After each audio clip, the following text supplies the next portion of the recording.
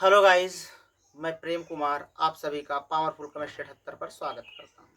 मेरे क्लास 12 के एस्पायरेंट्स आप सभी लोग कैसे हैं? हमें आशा है कि आप लोग स्वस्थ होंगे, मस्त होंगे, ज़बरदस्त होंगे और अपनी तैयारी बखूबी बढ़िया तरीके से कर रहे होंगे। तो मेरे बच्चों, मैं अपनी जर्नी में पहुँचा था, आप लोगों को NCERT बुक के सारे IUPAC नामकरण करा दिए थे। आज हम सीखेंगे एल्कोहलों के क्रियात्मक समूह की संरचना। एल्कोहल के क्रियात्मक समूह की संरचना देखेंगे।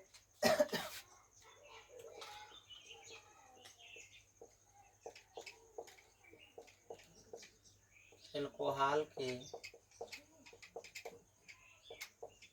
क्रियात्मक समूह की संरचना।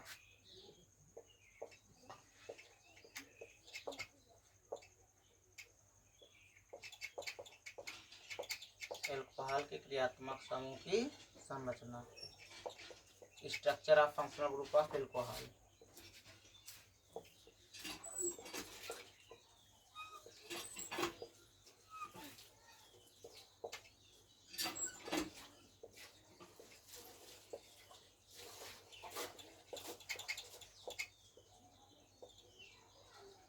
एल्कोहलों के क्रियात्मक समूह की संरचना। तो बच्चों, पहले हम बनाते हैं एल्कोहल।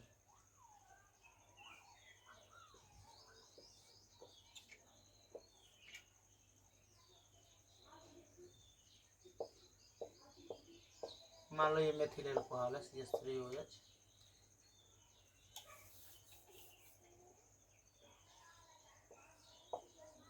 ये जो बंध लंबाई 96 पिकोमीटर की है। ये जो है 142 पिकोमीटर है। इस ऑक्सीजन को जानते हैं 2 लोन पेयर होता है ऐसे, और यहाँ पे जो बॉन्ड एंगल है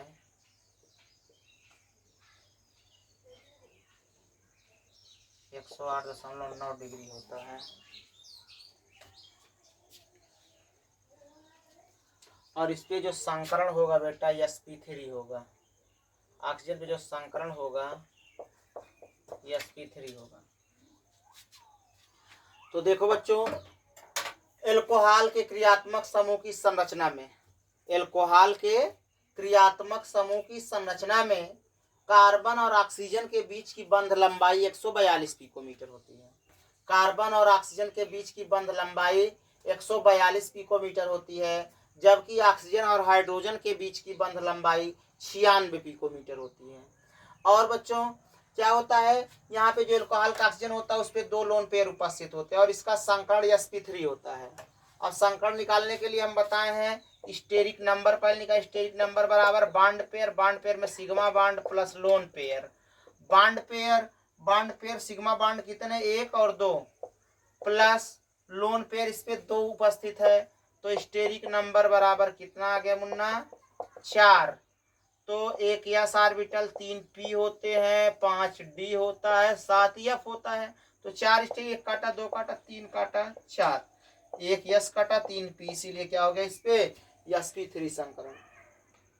और ये जानते रहिए, अगर कोई जिसपे sp संकरण, उसका आइडियल बॉन्ड एंगल 180 डिग्री होता है और sp2 के लिए 120 डिग्री होता है, 120 डिग्री, और sp3 के लिए 109 डिग्री 28 मिनट होता है।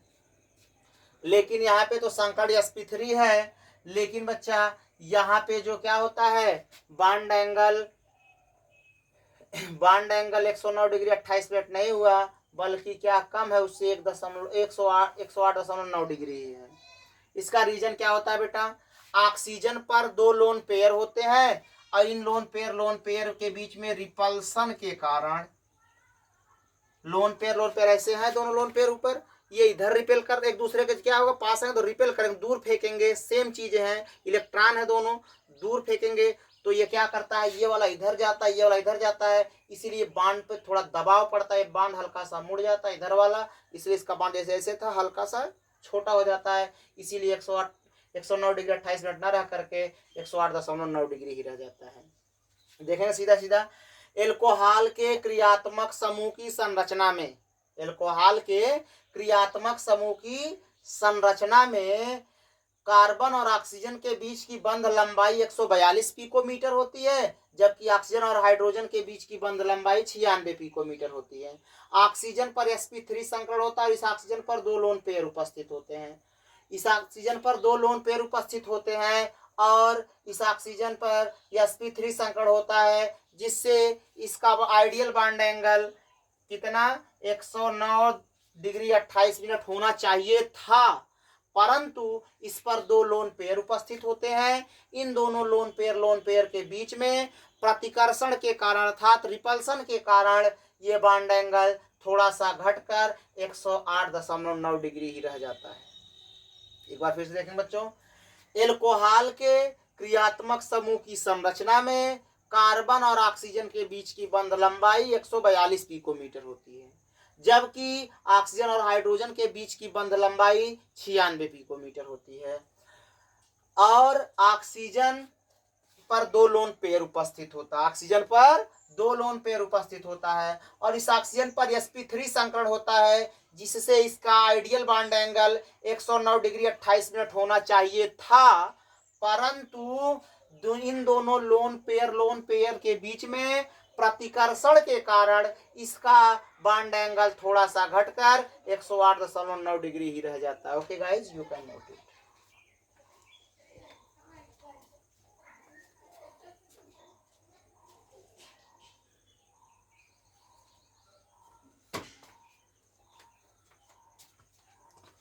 ओके बच्चों, आज बस इतना ही। इसी तरह से बने रहिए पावरफुल केमिस्ट्री 78 पर और अपने दोस्तों को शेयर करना, सब्सक्राइब करना, लाइक करना, कमेंट करना बिल्कुल ना भूलें। So thanks, all the best, best of luck.